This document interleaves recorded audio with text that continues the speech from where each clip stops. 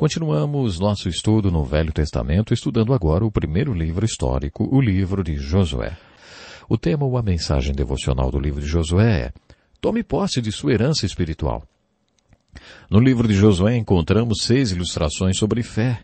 Lá no livro de Gênesis, quando Deus quis que soubéssemos mais sobre fé, Ele nos deu 10 ou 12 capítulos que falam sobre Abraão. Deus considera esse assunto tão importante para nós que achou que deveríamos conhecer mais sobre Abraão. Deus nos deu mais capítulos que falam sobre Abraão do que capítulos que falam sobre a história do universo e da terra, sobre o homem e a mulher e sobre toda a história da civilização. O espaço que Deus usou nas Escrituras para falar sobre Abraão é o dobro do espaço usado para falar sobre todas essas outras coisas. Isso porque temos que saber mais sobre fé. E Abraão ilustra a fé. Mas Deus não encerrou o assunto. Quando chegamos ao livro de Josué, encontramos 16 ilustrações importantes que falam sobre esse mesmo assunto. O que é a fé? Como ela funciona? Isso porque fé é a peça principal. Nós temos tudo. Temos a terra de Canaã espiritual, mas não a possuímos. Isso porque não compreendemos realmente o que é fé. O apóstolo Paulo escreveu um versículo muito importante sobre fé.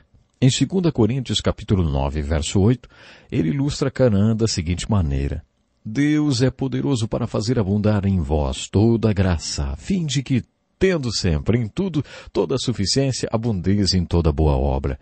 Você percebeu quantos superlativos há nesse versículo? Deus é poderoso para fazer abundar em vós toda a graça, para que você, tendo suficiência em todas as coisas, possa abundar em toda boa obra. Esse versículo está falando sobre graça. Em grego, a palavra graça é charis. Graça é a bênção ou favor de Deus que não merecemos. A graça se apresenta de muitas formas. Ela vem na forma do poder de Deus, na força para se viver uma vida santa. Portanto, a palavra graça é uma boa figura da terra prometida e das bênçãos espirituais. Quando a graça atua em nossa vida, quando você tem fé para se apropriar da graça, a palavra em grego passa a ser chamada de carisma. E como essa palavra é importante, que conceito importante! Veja bem, esse versículo afirma que Deus pode fazer toda a graça abundar para você. Não é um pouquinho de graça escorrendo em sua direção, não. Deus é poderoso para fazer abundar em vós toda a graça, a fim de que, tendo sempre em tudo toda a suficiência, abundeis em toda boa obra. Todo carisma, toda graça, toda suficiência, todas as coisas sempre em todos nós. É isso que Paulo está dizendo.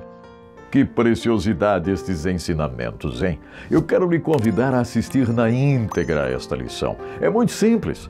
Basta clicar no link aqui na descrição, ó. Vá lá no nosso blog. Além de assistir a lição completa, tem o material de apoio para auxiliar você no estudo. Então, eu vejo você lá.